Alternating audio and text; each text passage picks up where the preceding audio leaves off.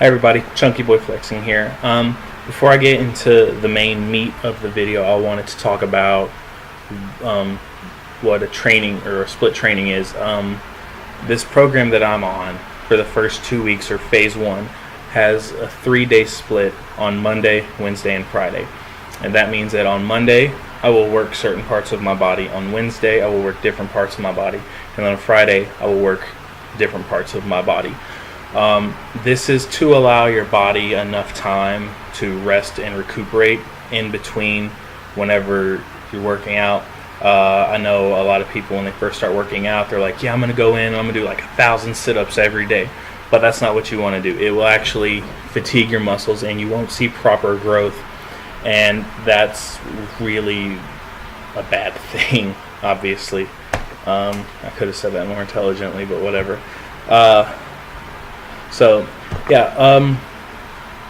I decided for Saturdays I would do cardio, which is not included in the Muscle and Fitness guide.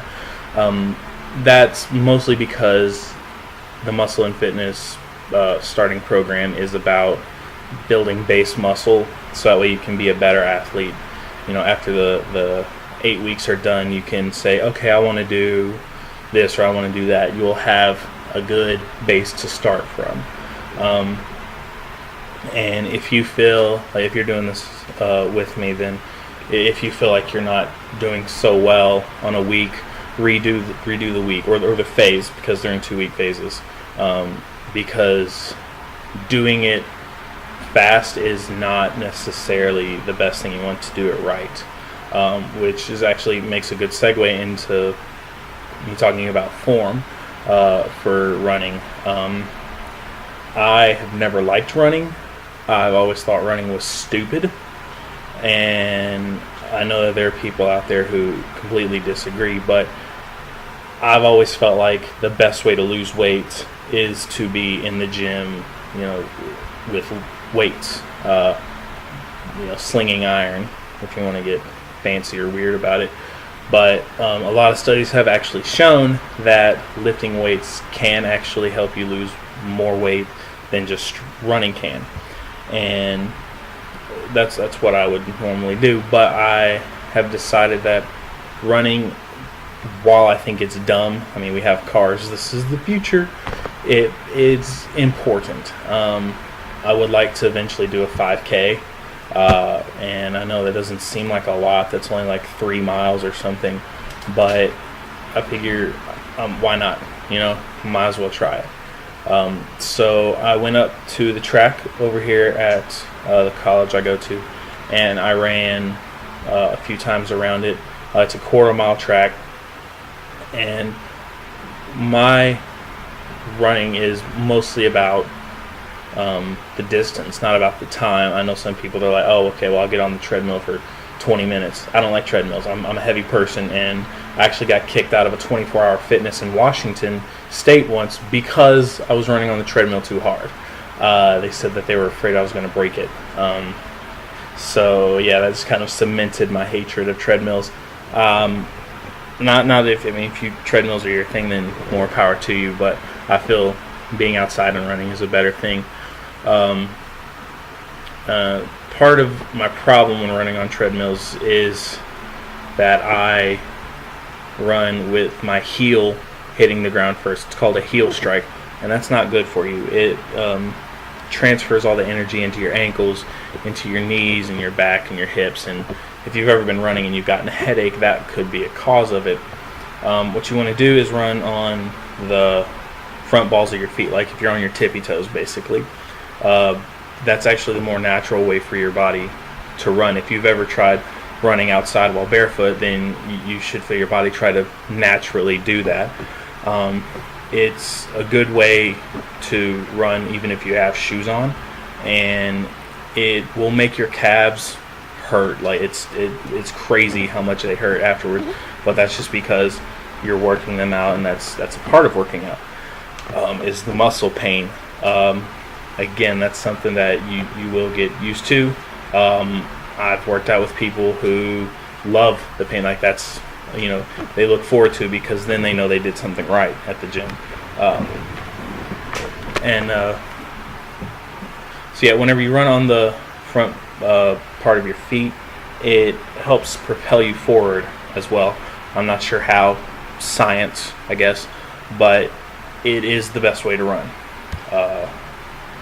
I personally, for as far as hydration goes, like to drink 20 ounces of water before I go, and I just use that in a regular size bottle, like an Aquafina bottle or Dasani, whatever.